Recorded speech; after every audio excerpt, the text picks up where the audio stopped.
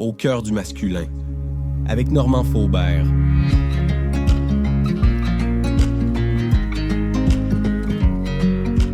Bonjour à tous, bienvenue dans ce nouvel épisode du balado au cœur du masculin. Aujourd'hui, nous allons parler d'un voyage de transformation qui va bien au-delà du corps. Un véritable chemin de résilience, de discipline et de renaissance.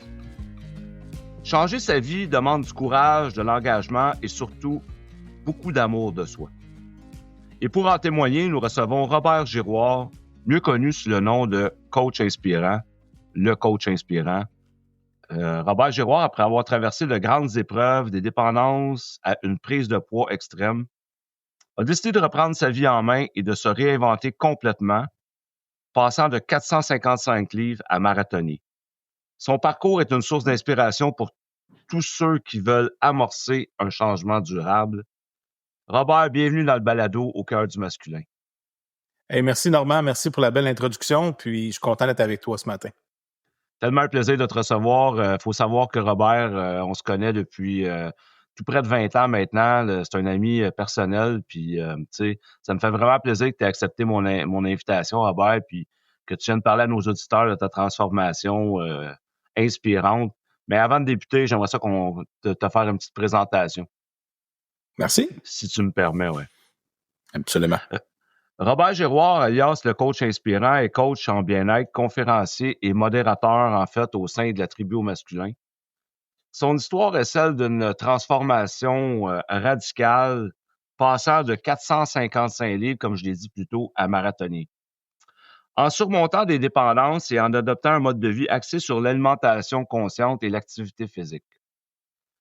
Après des années de lutte contre l'alcoolisme et une prise de poids extrême, il vit en 2018 un déclic majeur à la suite d'une crise d'anxiété. Il décide alors de changer son alimentation, élimine le sucre et adopte un mode de vie cétogène. En fait, ça va lui permettre de perdre plus de 200 livres. C'est aussi à cette période qu'il découvre la course à pied, qui devient une véritable passion, un moteur de résilience pour lui. Aujourd'hui, Robert utilise son expérience pour accompagner et motiver ceux qui veulent reprendre leur santé en main. À travers ses coachings, conférences et son engagement dans la tribu au masculin, il transmet des outils concrets pour une meilleure gestion de l'alimentation, des émotions et du bien-être global. Ça résume un peu ton histoire de vie personnelle et professionnelle, Robert? Absolument, Normand. Puis ça me fait toujours drôle d'entendre mon histoire dans la bouche de quelqu'un d'autre.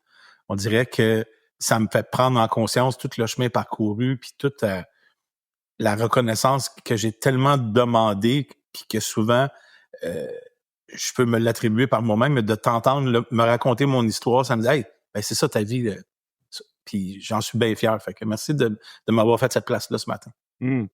Puis en fait, c'est ça, c'est un retour en arrière aussi. Tu sais, je voulais que nos auditeurs en apprennent un peu plus sur ton parcours, tu sais, en parlant de chemin parcouru, tu sais.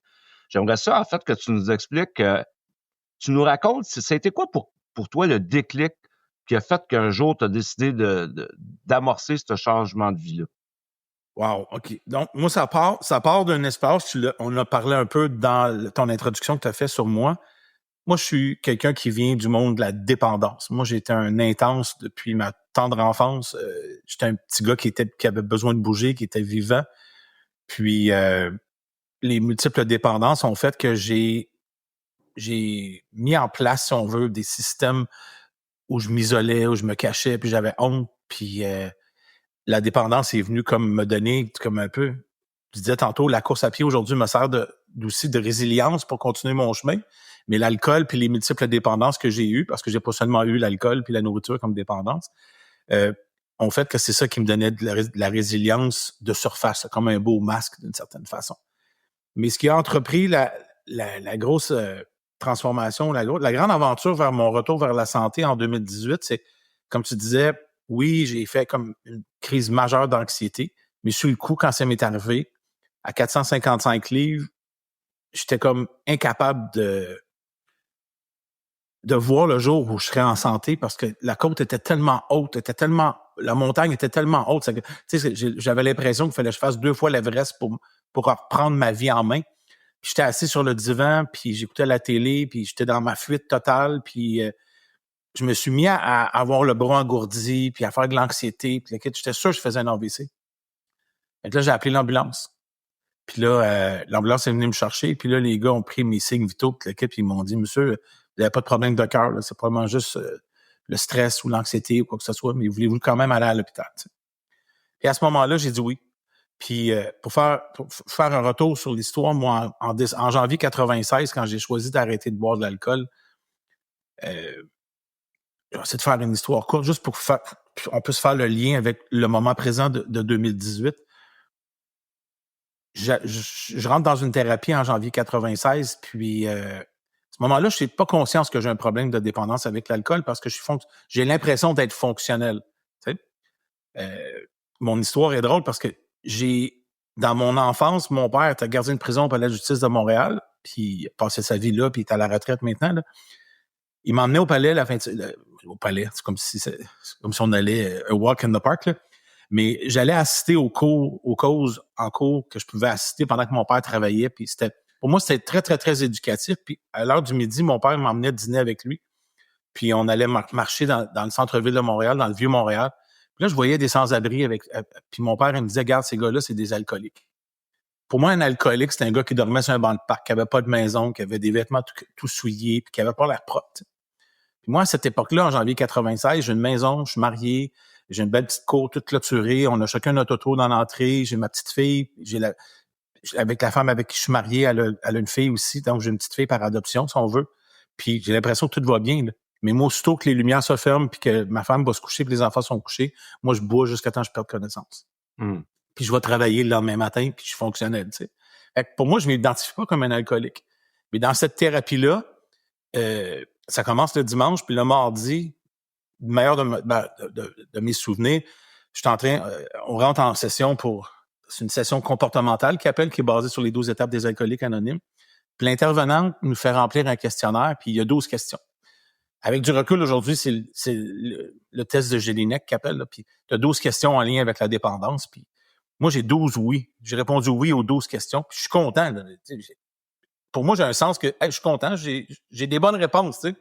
Là, l'intervenante vient en avant, puis elle dit, l'intervenante, la thérapeute ou l'animatrice de cet atelier-là, puis elle dit, si vous avez plus que 3 oui sur votre feuille, restez assis, les autres, sortez. Puis là, moi, sur le coup, je me dis, ben voyons, on est vraiment un petit groupe qui ont réussi quelque chose de différent des autres, tu sais. Puis là, la thérapeute, elle vient, puis elle dit, j'ai le plaisir de vous annoncer que vous êtes des alcooliques ou des polytoxicomanes. Moi, c'est dans ma tête, là, c'est l'image que j'ai. Je sais pas si ça s'est passé comme ça, mais je reste avec ça. À ce moment-là, moi, c'est comme si il y a un camion de 2x4 qui passe, là, puis que les câbles ont blowé, là, puis je reçois tout ça dans le visage. Ça me choque à côté. Ça te ramène là, à ta réalité là, de ce que tu vivais. Là, OK, j'ai vraiment un problème. Là. Absolument. Puis là, toutes les lumières s'allument. Là. Puis là, je prends conscience de tous mes comportements. Puis c'est comme si j'ai un éveil à ce moment-là qui dit, « Hey, ben ouais, t'as un problème avec l'alcool. T'es pas capable de fonctionner sans ça. » Fait que là, je pars, puis ça se passe à la Villa Saint-Martin, sur le boulevard Henri Bourassa, dans l'est de Montréal. Dans l'ouest de Montréal, je veux dire. Puis là, je retourne dans ma chambre. Villa Saint-Martin, c'est un genre de pas une commune, mais une place où il y a des sœurs qui vivaient à une certaine époque. Là. Puis des religieuses, je veux dire. Fait que là, je vais dans ma chambre, j'ai une petite chambre toute petite. Là. Un petit lit, un petit lavabo, un petit bureau pour travailler avec une petite chaise droite, puis mais au-dessus du lavabo, il y a un crucifix. Puis là, je me mets à genoux. Je suis pas pratiquant, tu sais, je vais pas à l'église à toutes les semaines, mais je crois en Dieu. Ça, c'est ma foi profonde. Et je me mets à genoux, puis je dis, écoute, je sais pas si tu existes vraiment ou si tu m'entends, là, mais viens m'aider parce que je passerai pas en travers. Puis à partir de ce jour-là, j'ai jamais retouché à l'alcool depuis le 28 janvier 1996. Donc, ça fait 29 ans cette année. Ce que j'ai fait à ce moment-là, c'est la première étape. J'ai admis que j'avais perdu la maîtrise de ma vie puis de toutes mes décisions. Fait que au mois de décembre, c'était le 18 décembre 2018. C'est drôle comme date. Les dates, là, j'ai fait des recherches pour retrouver les dates. Là. 18 décembre 2018. Je suis dans l'ambulance. Je pense que je fais un AVC. Finalement, c'est une crise de panique. Puis là, j'ai dit, OK, regarde, je suis venu vers toi une fois. Oh, je pensais pas que ça m'amènerait là ce matin. Je suis venu vers toi une fois, je viens vers toi une deuxième fois. Je prends conscience que j'ai perdu la maîtrise de ma vie avec la nourriture, avec le sucre. J'ai besoin d'aide. Puis je veux pas mourir. Je veux pas mourir parce que ma fille, à cet âge-là, elle a 28 ans. Puis je sais qu'elle rêve d'être mère. Puis moi, je souhaite être grand-père puis d'être en santé, tu sais. Fait que j'ai dit, regarde, aide-moi, je vais passer en travail, je vais faire ce qui est à faire, mais je veux être en santé quand je vais avoir des petits-enfants, tu sais.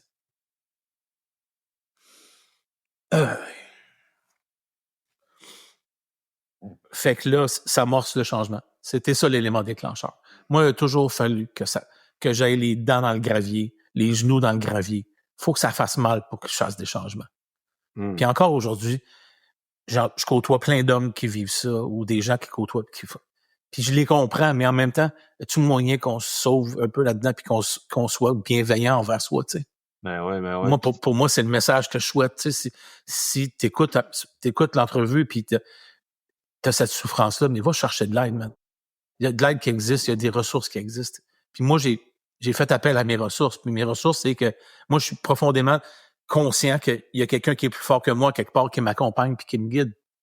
Tu sais, dans le mouvement, on appelle ça la puissance supérieure.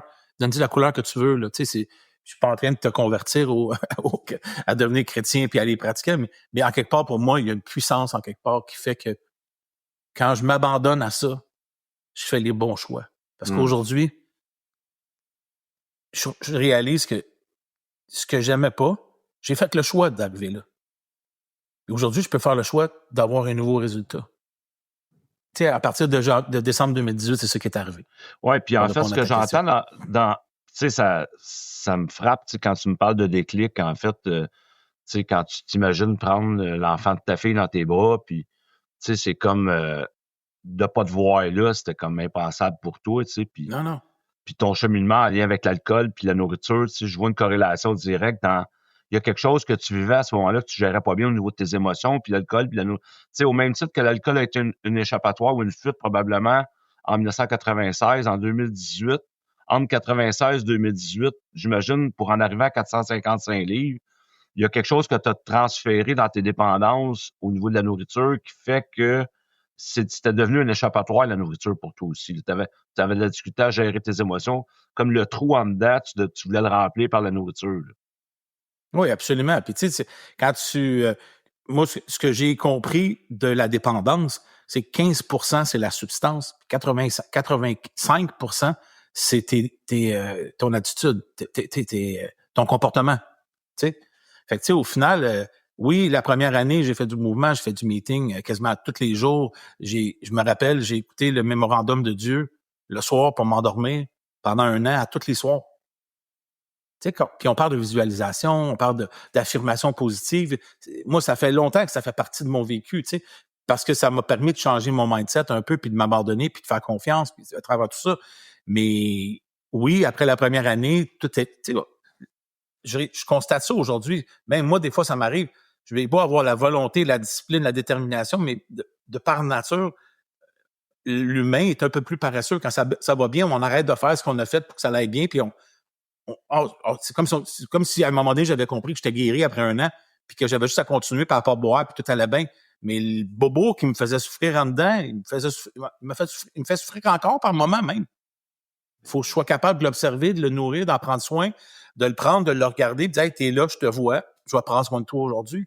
Mais quand je suis arrivé au mois de décembre 2018, après 22 ans de mouvement, 23 ans de mouvement, puis d'abstinence d'alcool, puis constater que j'ai juste fait un transfert de dépendance. J'ai pas continué à m'occuper de rien. Ça allait bien. Ben, je donnais l'impression que ça allait bien. En dedans de moi, c'était comme un canard ou un cygne sur l'étang. Tu sais, en tout, ça patinait, puis en dedans, je donnais l'impression que j'étais calme. J'avais la facilité de faire ça. Puis en même temps, j'ai passé ma vie à pas nommer, puis à pas exprimer, puis à le faire, mais à petite dose pour aller chercher un petit peu de soutien puis d'accueil, mais en même temps, pas savoir comment m'y prendre à travers tout ça. Mais à partir de 2018, quand ça a changé, puis là, j'ai réalisé que je suis sensible à tout. Là, moi, j'ai été dépendant au travail, j'ai été à travers la sexualité puis la pornographie. Tu sais, tout ça a passé, j'ai tout fui ce mal-là. Mais là, je peux te dire que depuis 2018, là, c'est pas mal à vif à journée longue. Tu sais, d'une certaine façon, je le vis, puis j'essaie de l'accueillir, puis j'essaie de... Des fois, c'est plus dur, des fois, c'est plus facile, mais c'est vraiment de me donner l'espace nécessaire, puis d'observer que... Tu sais, je disais ça hier dans mon groupe d'hommes, hier soir. Moi, j'ai besoin de toujours être dans une posture d'étudiant. Le jour où je pense que je suis arrivé, c'est le jour où il faut que je me rassoie dans la chaise puis me dire, OK, wow, t'as rien compris, on continue. Je peux pas me mettre dans une posture, OK, tout va bien, je contrôle tout. C'est là que je réalise, il y a quelqu'un à un moment donné qui avait dit, si tu veux faire rire Dieu, fais-toi des plans. J'aime ça. Parce qu'au final, lui, il va venir foutre le bordel puis il va venir changer ces affaires-là. Fait que si je me mets en posture d'étudiant, ça veut dire que tout ce qui arrive dans ma journée, il y a une leçon possible à retenir. Puis cette leçon-là, c'est ça qui va me faire grandir. C'est ça qui me fait toucher au fait que je ne serai jamais rendu. Puis ça, je suis en paix avec ça, Normand. Je ne serai jamais arrivé. Puis je veux pas être arrivé. Je veux me laisser surprendre. Je veux découvrir ce que je suis capable de faire dans ma vie. Pas parce que je veux me prouver. Je veux prouver à quelqu'un d'autre que je suis capable de le faire. J'ai l'impression d'avoir un potentiel qui est illimité, puis je veux l'utiliser dans toute sa grandeur, ce potentiel-là. Ouais, puis j'imagine, tu sais, quand tu me parles de te placer comme dans une position d'étudiant, ce que je comprends, puis ce que je traduis à travers de ça, tu sais, c'est que à partir du moment où t'as arrêté de consommer de l'alcool, t'as pris conscience que l'alcool, la nourriture, c'était une fuite, c'est que là, c'est comme si là, t'as entrepris plus un parcours de développement personnel puis de la connaissance de soi pour voir vraiment c'était quoi les déclencheurs qui faisaient en sorte que tu vivais des émotions puis que ton mécanisme de défense, c'était la fuite dans l'alcool puis la nourriture. Fait que c'est ton parcours d'étudiant, il t'a amené au développement personnel, en fait, tu sais. Oui, parce que tu sais, mon développement personnel a commencé en 96. Donc, ça fait bientôt presque 30 ans que je fais ça. Puis je l'ai fait sur différentes formes. Mais à un moment donné, j'ai cru et j'ai accepté ou j'ai accueilli ou j'ai... OK, là, ça va bien, c'est correct, j'ai plus besoin de travailler. Mais au final, quand tu commences à travailler sur toi, c'est comme quand tu fais une rénovation chez vous, là, t'as une vieille maison que tu rénoves, tu ouvres les murs, tu sais pas ce que tu vas trouver l'autre bord. Fait que, tu sais, quand je vais lever une roche sur un comportement que j'ai, parce que j'ai pas le choix de le faire aujourd'hui, là, encore. Je lève une roche, je découvre quelque chose. Des fois, là, j'ai pas le goût de le voir, ce que je vois. Mais c'est ça qui est là. Fait qu'il faut que j'apprenne à vivre avec. Fait que pour moi, c'est une aventure, le développement personnel. Ouais, puis j'imagine que dans cette aventure-là que tu as bâtie depuis 96, il doit y avoir eu des défis dans ton parcours? Ah oui, il y a plein de défis, parce qu'à un moment donné, je vais parler en jeu, là, je pense que je suis sur le bon chemin, puis là, la vie m'envoie des épreuves, puis là, je constate que je suis pas dans le bon chemin. J'essaie d'écouter mon intuition, je prends des décisions sur des affaires.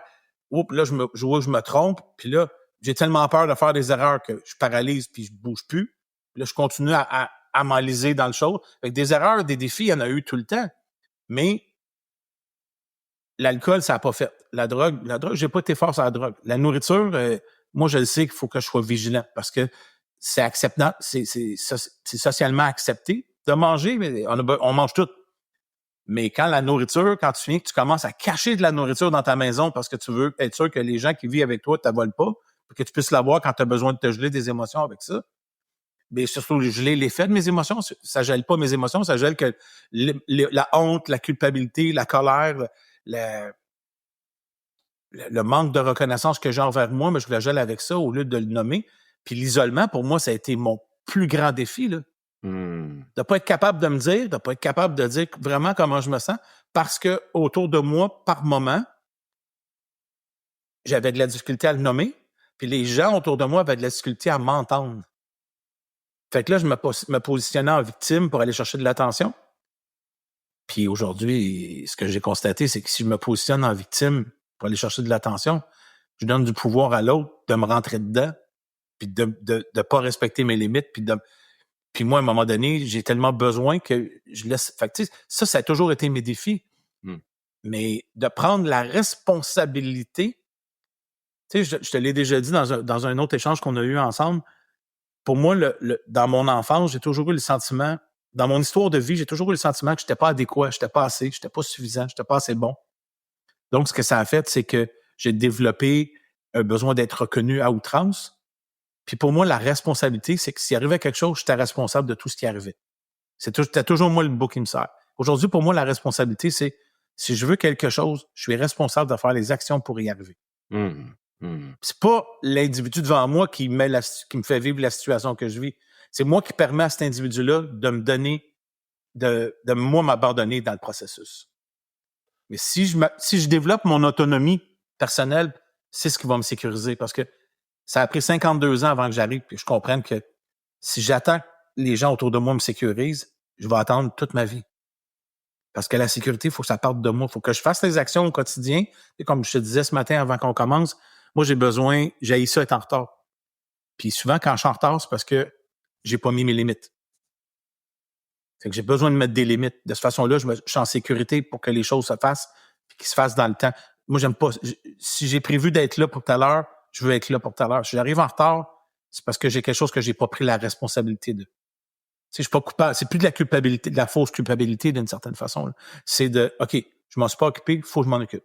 Parce que si je le fais pas, c'est là que l'anxiété embarque. Puis quand l'anxiété embarque chez nous, c'est là où je m'isole. Puis quand je m'isole, c'est là que j'utilise mes, moi j'appelle ça mes drogues de choix, là, que ça peut être la fuite, ça peut être aller écouter la télé, fuir dans l'ordinateur, quoi que ce soit. Donc, il faut que je mette des choses en place pour me protéger. Mais c'est sûr que tu sais, de l'extérieur, quand tu sais, je regarde les gens, puis même aujourd'hui, dans la société dans laquelle on vit, quand tu regardes tout le monde, les médias sociaux, là, ça a l'air facile pour tout le monde.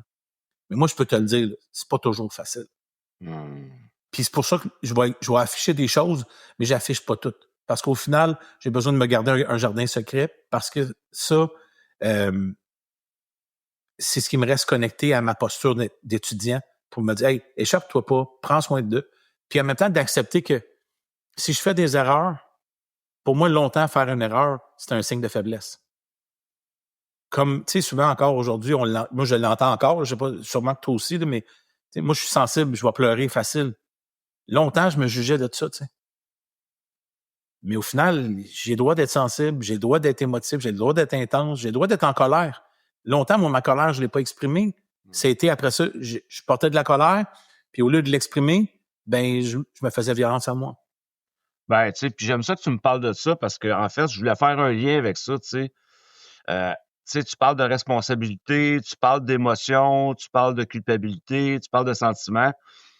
Tu sais, toi puis moi, on le sait que le rapport à l'émotion, pour plusieurs hommes, c'est un enjeu, tu sais, parce que il y a des croyances limitantes, tu sais, qui nous ont maintenus pendant longtemps dans un homme, ça doit rester fort. Tu sais, il faut un homme n'a pas le droit de démontrer ses émotions, puis un homme de mettre des mots MOTS sur leurs mots MAUX ou développer leur vocabulaire émotif, c'est pas nécessairement quelque chose qui est facile, tu sais. Puis j'aimerais ça, tu sais, que tu nous parles un peu en tant qu'homme, tu sais, ton parcours au niveau de... Parce que le lien entre la fuite puis le rapport émotionnel, il y a un très grand lien, tu sais.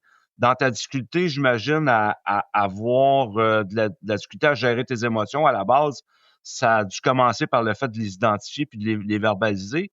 Ça a été quoi ton parcours en lien avec ça, tu sais, dans ton parcours d'homme, là, d'apprendre à te connaître? Je comprends que tu m'as dit que tu as fait des groupes de sport puis tout ça, puis c'était quoi ton parcours pour en arriver aujourd'hui à nommer tout ça, ces émotions-là?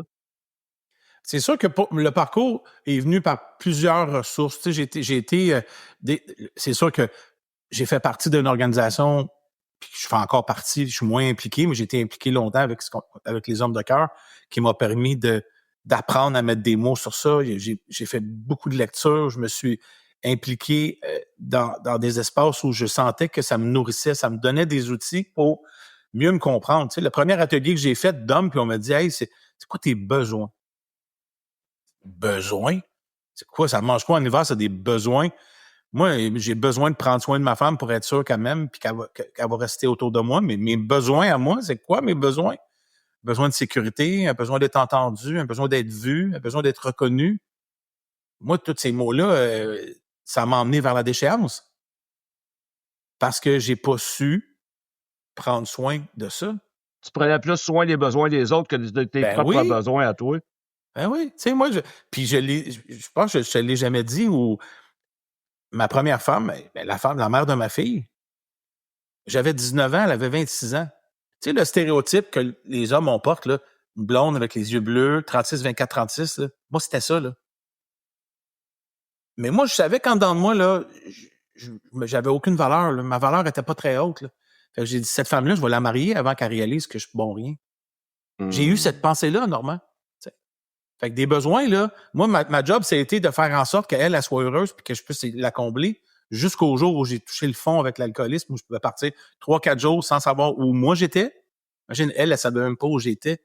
T'sais.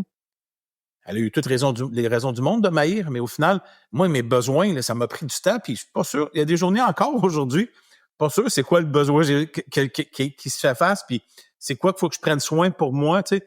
Je suis conscient que j'ai besoin de beaucoup de bienveillance à mon égard, faut que j'accueille ces choses-là, mais tu sais, souvent, j'ai 58 ans, là, fait que je viens d'une génération où mon père a évolué beaucoup, tu sais, puis je pense qu'on a évolué ensemble. Mais encore aujourd'hui, moi, j'ai des croyances limitantes qui font que j'ai acheté un paquet d'affaires qui, encore aujourd'hui, par moment, ils viennent, j'essaie de parler français comme il faut, là, qui viennent bousculer mes habitudes de vie parce que moi, chez nous, j'aime cuisiner, j'aime ça faire le ménage, j'aime ça quand c'est propre. Moi, c'est quelque chose que j'identifiais que c'est ma mère qui faisait chez nous. Mon père, il faisait pas de ménage chez nous, là. De toute façon, il allait à la chasse, il allait à la pêche, il était toujours parti. T'sais. Mais là, moi, il y a certaines affaires qu'il faut que je déprogramme, puis tu sais, j'ai eu un traiteur pendant 5 ans, puis ça a pris du temps avant que j'accepte que je suis un cuisinier, parce que pour moi, l'image que j'avais, c'est Jeanne Benoît, c'était une femme qui est dans la cuisine, malgré qu'aujourd'hui, la plupart des grands chefs à travers le monde, c'est des hommes dans la cuisine. J'ai eu, tu sais, il y a plein d'histoires qu'il a fallu que je déconstruise dans mes besoins. Comme le rapport à l'émotion, j'imagine? Ben oui, le rapport à l'émotion. Mais tu sais, à un moment donné, pour moi, c'est ce que ça l'a fait aussi, c'est que dans mon besoin d'être aimé, mon besoin d'être reconnu, mon besoin d'être accepté, quand j'arrive dans un groupe de croissance personnelle qui, comme encore aujourd'hui, on est sur 10 personnes, il y a 2 gars puis il y a 8 femmes. Là, puis tu sais, je le fais pas pour faire un spectacle, là, je suis émotif. Là, les 8 femmes sortent d'abord, ils me regardent. Ah, que c'est beau un homme quand ça pleure. Et moi, ça a nourri mon ego, là. J'en voulais d'autres de ça, là. Parce que je me sentais reconnu à travers ça. Puis c'était sincère que ces femmes-là faisaient ça. Mais je peux pas te dire qu'à 100% des fois que j'ai pas joué la game parce que ça me faisait du bien d'être reconnu, là. Mais au final, je sais que je suis un homme sensible. Mais quand j'étais petit, mon père me disait souvent, un homme, ça broye pas. Fait que moi, je broyais, puis j'étais pas un homme. Fait que longtemps, j'ai cherché mon identité, pas dans ma sexualité, mais dans c'est quoi un homme, c'est quoi une femme, tu sais. Moi, j'aimais ça cuisiner avec ma grand-mère, faire de la popote, puis ma chambre a toujours été propre. J'ai été élevé comme ça, tu sais. Moi, chez nous, si je me lève le matin puis la vaisselle n'a pas été faite la veille du soir, j'ai le poil dans le dos qui lève, là. Puis, en fait, puis quand tu me dis ça, comment t'as fait pour, parce que ça, tu sais, il y avait on dirait que t'avais comme un espace de sécurité avec les femmes dans les groupes de croissance personnelle où tu te laissais aller à vivre tes émotions, puis comme ça t'a permis d'apprivoiser ta sensibilité, ton côté plus yin, puis le yin, c'est le côté féminin, le yang, pour nos auditeurs, le yang, c'est le côté plus masculin. Ouais. Mm-hmm. En fait, tu sais, c'est tout ça qui t'a permis d'apprivoiser, puis éventuellement, parce que, tu sais, je sais pas si comme tu me parlais des hommes de cœur, bon, moi aussi, je suis un homme de cœur, puis je le sais, mais je veux te l'entendre dire, tu sais, Robert, que par rapport aux autres gars, tu sais, de te montrer dans cette sensibilité-là d'homme, tu sais, j'aurais le goût de t'entendre par rapport à ça, tu sais, parce que je sais que les gars, on a plusieurs hommes, je veux pas généraliser, parce que je sais qu'il y a des hommes en développement beaucoup aujourd'hui, tu sais, mais plusieurs hommes ont de la difficulté à se montrer dans leur sensibilité parce que eux-mêmes se jugent, tu sais. Toi, ça a été quoi ton rapport à te montrer là-dedans avec les gars? Là-dedans, avec les gars, tu sais, c'est sûr que quand je suis arrivé quand j'ai commencé à m'investir et à m'impliquer avec les hommes, où on faisait des ateliers où on était juste des hommes, j'ai jamais eu vraiment cet enjeu-là de vouloir me cacher à travers ça. Mais, veux pas, quand tu chemines, je me rappelle la première journée où j'ai vécu un atelier avec juste des hommes, puis j'écoutais d'autres hommes me parler de leur expérience, puis moi, je pensais que j'étais tout seul à vivre ces émotions-là. J'étais tout seul à avoir une sensibilité. J'étais tout seul à vivre plein d'émotions que je savais pas quoi faire avec. Là, je réalise que je suis dans un groupe avec 40 hommes qui varient entre 18 puis 70 ans, puis ils vivent toutes les mêmes affaires à différents niveaux, de la même façon que moi, je peux les vivre. Je me dis, hey, wow. Moi, je me suis senti en sécurité de pouvoir exprimer mon émotion. Ça a été facile. Puis, je me suis senti accueilli dans cet espace-là aussi. Fait que déjà, d'entrée de jeu, pour moi, mon expérience, elle a été celle-là, d'avoir des hommes qui viennent me voir puis me disent, hey, je suis tellement envieux de voir que tu es capable d'exprimer ta sensibilité. Moi, je suis pas capable de toucher à ça. Tu sais, je suis pas capable d'aller là, tu sais. Mais j'ai jamais vraiment vécu de difficulté face à ça, face aux autres hommes. Moi. Mais, tu sais, je suis arrivé dans ce mouvement-là ou cette aventure-là avec déjà une acceptation de ma sensibilité. Mais je suis capable d'être honnête puis de dire dans l'authenticité que ça m'a servi. Ça m'a servi de continuer parce que c'est quand je la laisse vivre cette émotion-là, ben je cherche pas à la fuir. C'est drôle parce que je touche à ça. J'aime ça la question, l'angle d'attaque qu'on voit avec ça, c'est quand je la laisse vivre mon émotion, je cherche pas à la fuir, la geler ou l'anesthésier ou l'éliminer. Je l'accueille, je la prends, je la berce, j'en prends soin. Tu donnes l'importance un peu plus à ce que tu vis aujourd'hui, tu sais. Ben oui. Ben ouais. Puis c'est ça qui me fait du bien parce que si je vis quelque chose puis je m'en occupe pas, tu sais le proverbe qui dit ce que tu fuis te poursuit. Tu sais, puisque ce à quoi tu fais face s'efface. Ben pas que ça, c'est pas nécessairement d'y faire face, c'est de le prendre. Ah, t'es là. Hey, mais ce que je pensais qu'il était laid, c'était pas nécessairement laid. Je vis quelque chose, je comprends plus. Ben, tu sais, le fait de pas chercher à me sauver, ça me permet d'observer puis de vivre là. Puis des fois, c'est foutument inconfortable. J'ai l'impression d'être assis sur un tapis de clous. Mais la douleur qui est là me fait dire, hey, si je prends pas soin de ça, elle va toujours être là. Puis c'est à travers l'activité physique que j'ai appris à maîtriser ça d'une autre façon aussi. Là. Ouais, ben c'est ça. Parle-nous-en donc. Je vais t'entendre là-dessus parce que, tu sais, nos auditeurs, tu sais, j'en ai parlé en introduction, mais nos auditeurs, tu sais, je le rappelle, Robert a passé de 455 livres à marathonnier. Comment l'activité physique t'a aidé, en fait, à développer cet engagement-là, cet amour-là pour toi de, écoute, j'ai envie de me donner cette importance-là aujourd'hui, puis de mettre l'activité physique au premier plan dans ma vie pour m'occuper de moi puis prendre soin de moi, là. Ouais. Tu sais, on en a parlé depuis le début, puis tout. Moi, j'ai été un gars des extrêmes. J'étais un intense. J'ai bu jusqu'à me geler, puis à m'endormir, puis à perdre connaissance, puis je suis devenu sobre et rigide. Puis à un moment donné, je retombe au milieu avec une forme d'équilibre. Tu sais. Moi, j'ai toujours fait du sport, mais j'ai toujours fait du sport pour les mauvaises raisons. J'ai joué au hockey pour performer, pour plaire à mon père. J'ai joué au hockey pour coacher au hockey, pour en faire une carrière. En coaching, si tu veux, d'une certaine façon. J'ai été au gym 2 heures par jour, 7 jours sur 7 pour manger plus parce que je suis gourmand puis je veux, tu sais, le fait de, tu sais, le gym a même été une dépendance pour moi, là, aussi. Tu sais, j'ai toujours été en santé, mais en décembre 2018, à 455 livres, à ce moment-là, mon condo où j'habite puis le travail où j'ai la gestion d'un organisme à but non lucratif, j'ai 400 mètres à faire. Puis j'ai de la misère à faire ce chemin-là le matin, parce que ça me prend 20-25 minutes de me rendre au travail. J'arrête 3-4 fois en descendant pour 400 mètres de marche. Là. Je sais pas si vous avez une idée de la distance que c'est. Là. C'est pas très, très long. Là. Mais il faut que j'arrête à toutes les 100 mètres parce que ça me brûle dans le dos à cause que j'ai à peu près 200 livres de bédaine rendu à cette époque-là. Là. C'est tout le poids dans la bédaine. Tu sais. Puis j'ai de la misère à respirer. Ça me brûle dans le dos au niveau du nerf sciatique. Puis j'ai de la misère à marcher. Là. Mais j'ai pris un engagement que je prendrais soin de moi. Fait que ça a commencé par des sorties de marche de 400 mètres, arrêté plusieurs fois, puis me dire, je m'en vais marcher, puis je marche 400 mètres, puis je reviens.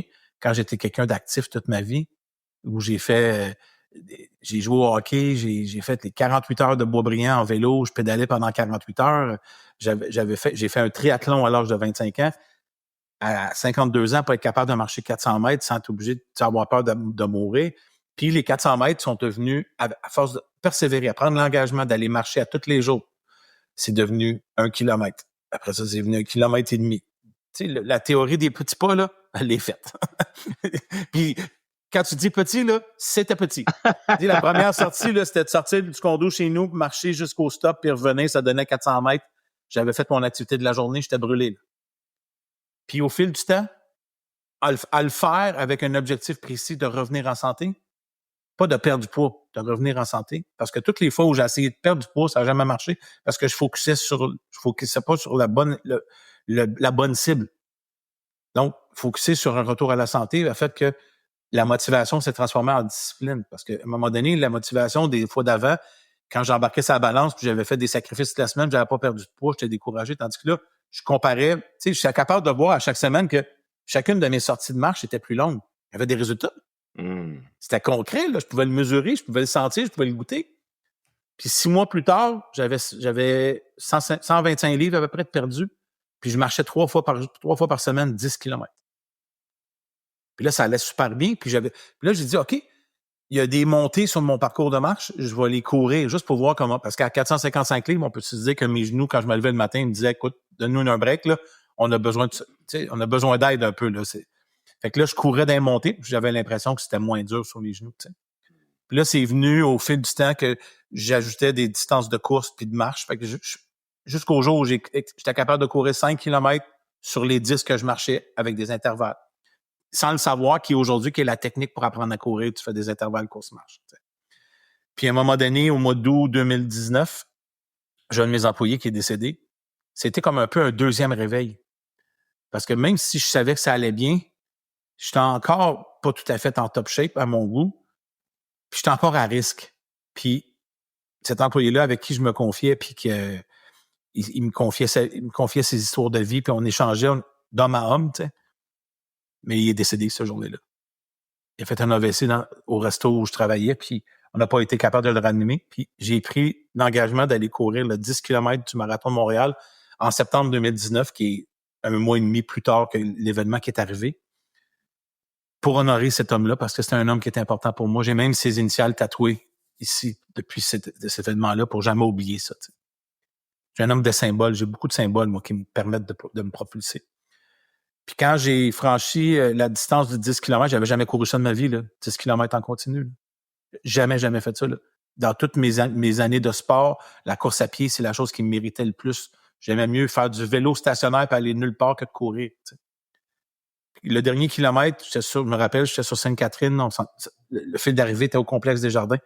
J'ai tout revu ma vie flasher sur le dernier kilomètre, puis j'ai pleuré tout le long. Puis quand j'ai franchi le fil d'arrivée, ça a fait « Oh boy, ça, j'aime ça, ce buzz-là. » C'est le même buzz que je retrouvais avec mes autres dépendances. C'est devenu une dépendance, la course, mais pour moi, aujourd'hui, qui est une dépendance qui est saine, parce que je gère mes émotions à travers la course à pied aujourd'hui. T'sais. Donc, c'est devenu un 10 km. Après ça, j'ai joint un club de course. Ça, c'est en septembre. Février suivant, j'ai couru un demi-marathon. Septembre suivant, j'ai couru un marathon à Rimouski. Je me suis rajouté des blocs de défis. Tu sais, aujourd'hui, avec du recul, je l'aurais peut-être pas fait de ce sens-là. Avec ce que je connais de la course à pied, j'aurais peut-être pris plus de temps parce que j'ai été dur avec mon corps. Mais ça, je l'ai été toute ma vie. Mais au final, je suis encore en vie aujourd'hui. Mais ça a passé par... Je pensais à ça hier aussi quand je faisais le retour là-dessus. J'ai dit, les résultats que j'avais à cette époque-là étaient dus à des choix que je faisais. Puis là, un matin, je me suis levé, mais là, ces choix-là, je suis pas satisfait des résultats que ça me donne. Je dois faire des choix différents pour arriver avec des résultats différents. Puis là, à chaque fois que je courais, j'étirais ma distance pour me dire « Hey, c'est le fun, ça, j'aime ça comment je me sens. Je suis capable de... » C'est comme si, tu sais, ma posture d'étudiant, je te disais au début, là, à toute fois que je me prépare pour une course, je sais jamais jusqu'où je vais aller avec. Parce que je me découvre en cours de route. Pour moi, la course à pied, c'est devenu thérapeutique. Je vais méditer en course à pied. Je vais faire des business meetings dans ma tête. Là, je vais créer. Si j'ai une idée de créativité sur un projet que je veux faire, je vais le voir, le vivre puis l'expérimenter à travers une course. Moi, je fais beaucoup de visualisation. Quand je suis en préparation pour une course, mes dernières semaines de course, là, je cours puis je me vois sur le parcours où je suis. Je me vois franchir la ligne d'arrivée. Tu sais, ça fait partie d'une façon de nourrir mes besoins. Tu sais, on en a parlé tantôt, là. Mon besoin de prendre soin part par là. J'ai une mauvaise journée. Je suis jamais dans une posture, tu sais, ça peut arriver à l'occasion, là, de me dire, il faut que j'aille courir. Je suis plus dans, hey, j'ai hâte d'aller courir. Parce que je sais comment je me sens quand j'ai fini. Ça répond à un besoin de te réaliser, ben oui, en fait. Absolument. C'est ça. Puis à prendre soin de moi, prendre soin de moi. Tu sais, je vis une émotion au lieu de la geler ou de la fuir, je vais aller courir. Puis en courant, je vais penser, OK, elle vient d'où cette émotion-là? Qu'est-ce qui s'est passé? Qu'est-ce qui a créé ça? Comment je peux faire pour mettre quelque chose en place pour éviter que je me retrouve encore dans cette position-là? ça devient du positif, puis ça devient pas nécessairement de la fuite, ça devient surtout éducatif. Le mot qui monte, c'est éducatif. J'aime ça. Puis en fait, je t'amènerais sur le chemin, tu sais.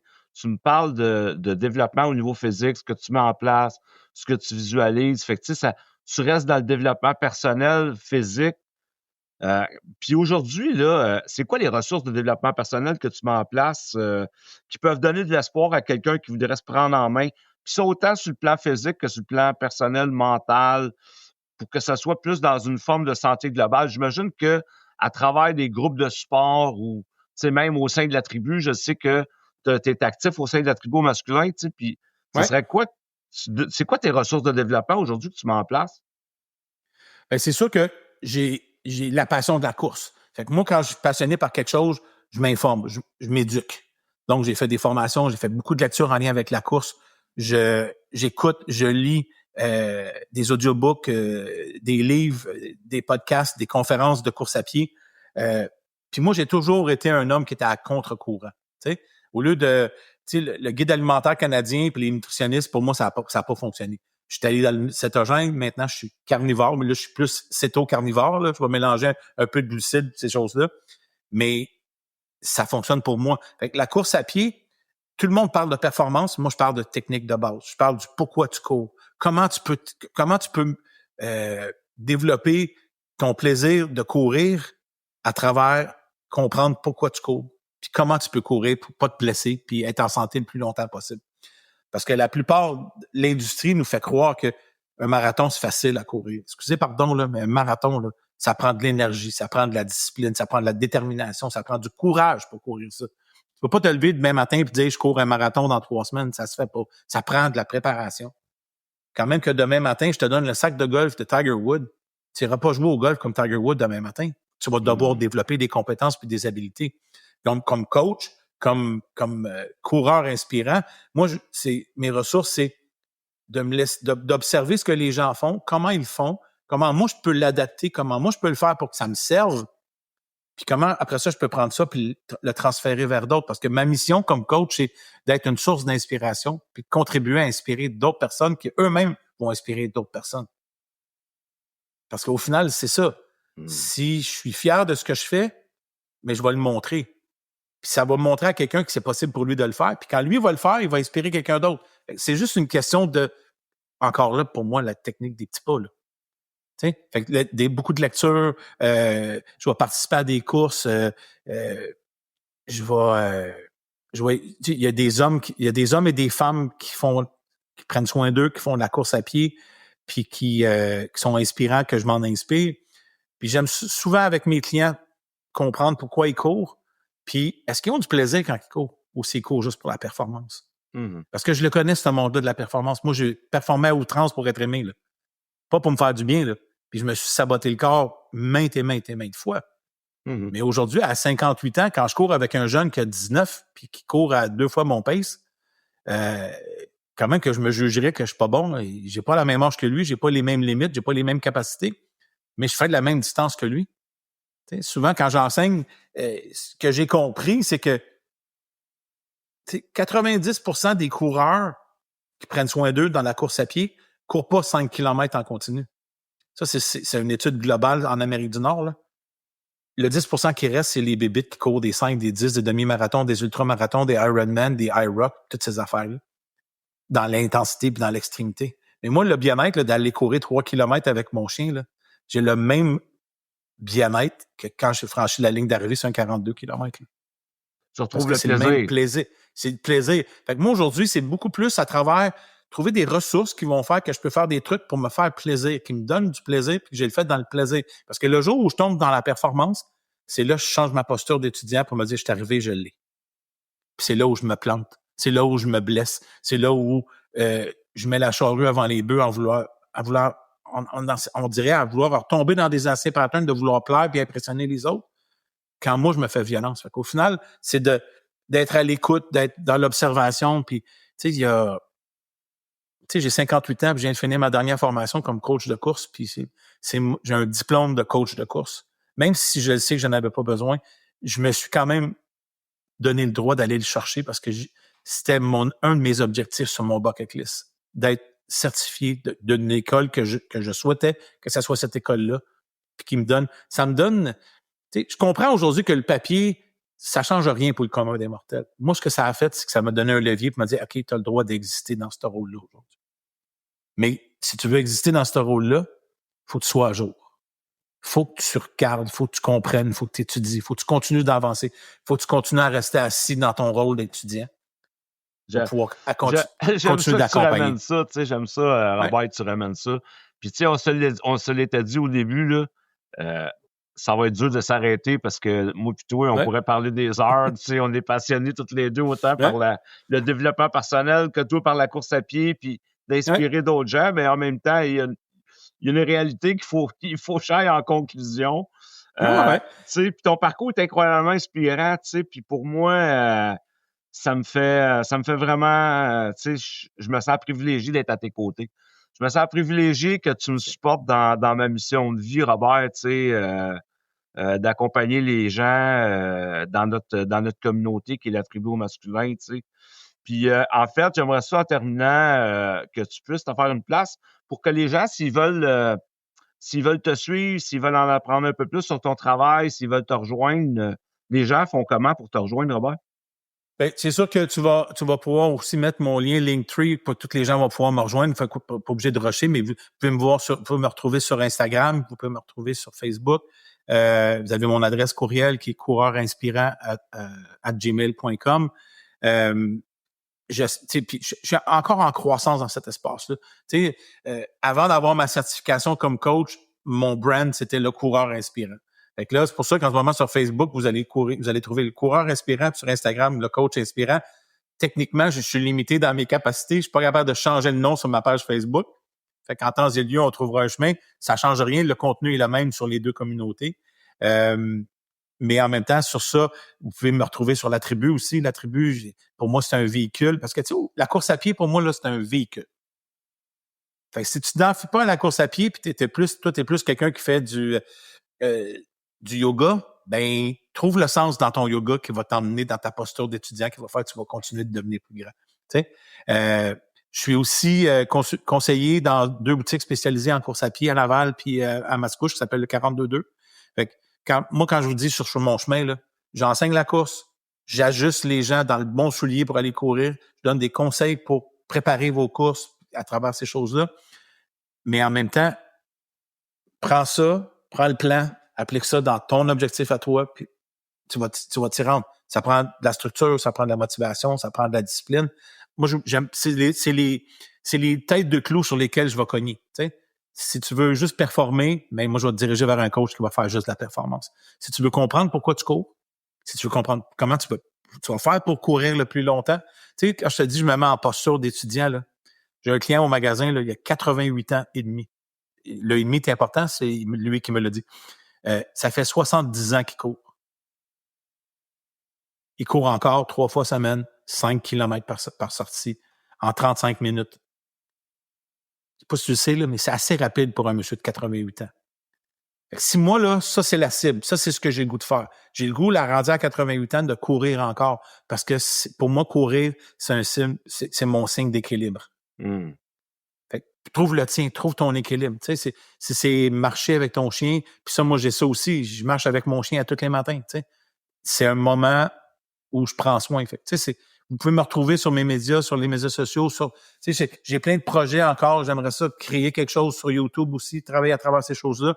Mais moi, il faut que j'y aille graduellement parce que quand j'essaie d'aller trop vite, je m'enfarge, puis là, je perds la cible. Mais en ce moment, je vends des souliers, j'accompagne des gens dans la sélection de leurs souliers, je cours, tu sais, comme là, en ce moment, je suis sur le point de mettre en place mon projet pour mes 60 ans, pour me préparer pour courir le marathon de Paris. Je vais le documenter parce que j'ai rêvé ça. Fait que pour mes 60 ans, en avril 2026, je vais être à Paris pour courir le marathon de Paris.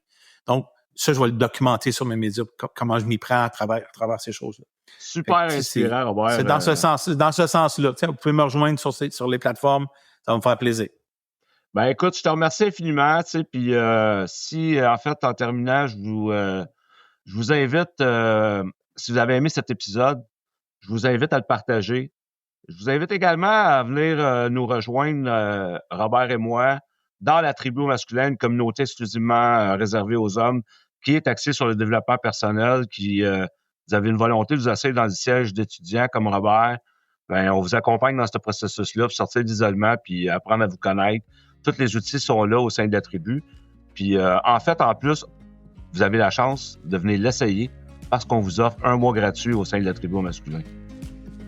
Vous voulez me rejoindre, ben en fait, toutes les informations vont être dans la description du balado. Mes informations personnelles pour mes produits, mes services, ainsi que ceux de Robert Giroir. Robert, en terminant, un gros merci. J'ai vraiment apprécié ce moment-là de relation avec toi, tu sais, puis content que nos auditeurs aient eu accès à l'homme de cœur que t'es. Merci, c'est réciproque. Je suis bien heureux, puis je porte l'intention que ça rejoigne le plus de monde possible, puis que ça puisse faire une différence dans la vie de nos auditeurs. Merci, Robert. À bientôt, tout le monde. Merci, Normand.